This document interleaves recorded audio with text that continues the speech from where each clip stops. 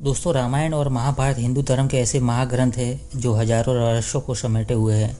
दोस्तों, आज हम आपको रामायण के कुछ रहस्यों के बारे में बताएंगे। जैसा कि पुष्पक विमान का क्या हुआ, जो रावण के पास एक अद्भुत पुष्पक विमान था उसका क्या हुआ। दूसरा कि दोस्तों, भगवान श्री राम ने अपने ही द्वारा बनाए गए सेतु बंधन अर्थात सेतु पुल को क्यों तोड़ा। तो दोस्तों, कहानी के आखिर तक बने रहिए। चलिए कहानी को शुरू करते हैं। दोस्तों, वाल्मीकि रामायण में रावण के पुष्पक विमान को दिव्य विमान कहा गया है, जो कई तकनीकियों से लैस था। आज के आधुनिक जमाने के विमान से भी कई ज़्यादा उन्नत था। दोस्तों, पौराणिक कथाओं के अनुसार पुष्पक विमान का निर्माण जो है वो भगवान विश्वकर्मा ने किया था, और विश्वकर्मा जी ने इस विमान को अपने पिता ब्रह्मा जी को दे दिया था, और बाद में ब्रह्मा जी ने इस पुष्पक विमान को कुबेर को दे दिया। लेकिन जब रावण की नज़र इस दिव्य विमान पर पड़ी तो उसने अपने बल और शक्ति से कुबेर से छीन लिया। दोस्तों, आदिकाल का विमान होने के बावजूद भी पुष्पक विमान में कई खूबियाँ थी। रामायण सुंदरकांड के 7वें अध्याय के अनुसार यह विमान मोर की आकृति का था और अग्नि व वायु की ऊर्जा से हवा में उड़ सकता था। यह रीतियों के अनुसार वातानुकूलित था अर्थात एयर कंडीशनर था। दोस्तों, पुष्पक विमान को हर कोई नहीं उड़ा सकता था।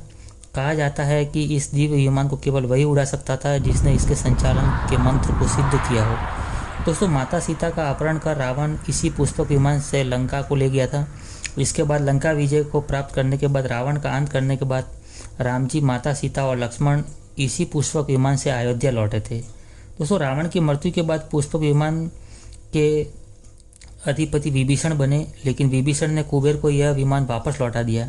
इसके बाद कुबेर ने यह विमान राम जी को भेंट दे दिया। दोस्तों, ये तो थी पुष्पक विमान की बात।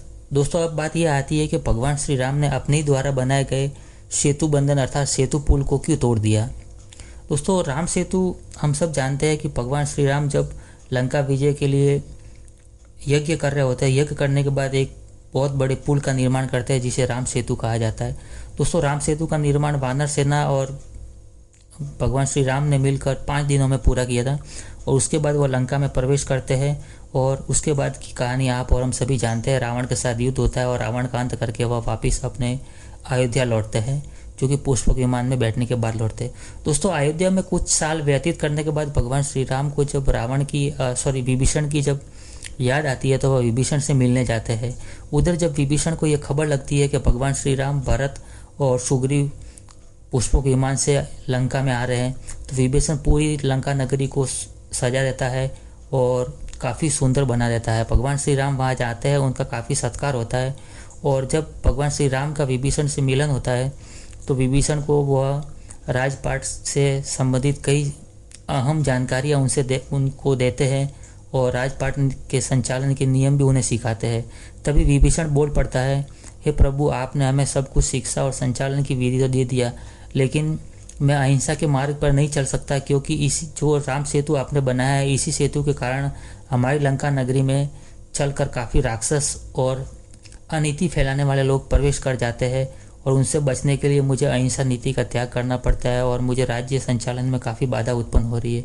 यह बात सुनकर भगवान श्री राम जब लंका से जब भगवान श्री राम वापिस अयोध्या की तरफ लौट रहे होते हैं, तो अपने पुष्पक विमान को रोक कर वहाँ अपने बाणों से उसी राम सेतु को तोड़ देते हैं, और विभीषण को कहते हैं कि आज के बाद आपको लंका नगरी में बाहर से राक्षस और अनीति फैलाने वाले असुर आकर नहीं सताएंगे। तो दोस्तों, ये थी कहानी कि भगवान श्री राम ने अपने ही हाथों से सेतु बना अर्थात राम सेतु को तोड़ना पड़ा। तो दोस्तों, आशा करते हैं कहानी आपको अच्छी लगी होगी। अगर आपको अच्छी लगती है तो आप वीडियो को लाइक और चैनल को सब्सक्राइब जरूर करें, और धर्म से जुड़ी ऐसी और जानकारी को सुनने के लिए हमारे चैनल के साथ बने रहें। चलिए दोस्तों, मिलते हैं एक और नए रहस्य में। तब तक अपना ख्याल रखना। जय श्री राम।